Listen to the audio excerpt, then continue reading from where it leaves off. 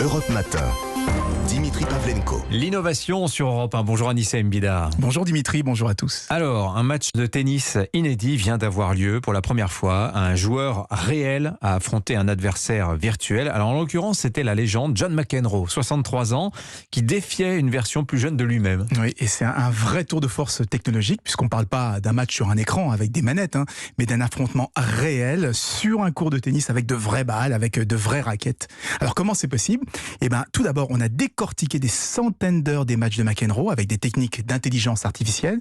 Ça a permis d'identifier les particularités de son jeu, sa façon de se déplacer, de jouer les coups. Ensuite, eh bien, on a créé un avatar en image de synthèse capable de reproduire ses moindres mouvements. Et pour le match lui-même, eh bien là, c'est la vidéo de cet avatar qui a été projetée de l'autre côté du filet sur une sorte d'écran de fumée, le tout parfaitement synchronisé avec la balle. Et en fait, derrière cet écran, c'était un robot invisible pour le coup, qui renvoyait la balle au McEnroe réel pour donner l'impression qu'il jouait vraiment contre quelqu'un. Bon, et qui a gagné ce match alors ? Il y a eu match nul, évidemment, parce qu'en fait, c'était surtout une démonstration technologique et un prétexte pour retracer la carrière du joueur. Ouais. Donc, c'est avant tout du spectacle, parce qu'en réalité, un McEnroe de 63 ans, il n'aurait eu aucune chance face à lui-même Ça, à c'est 25 ans au sommet de son art.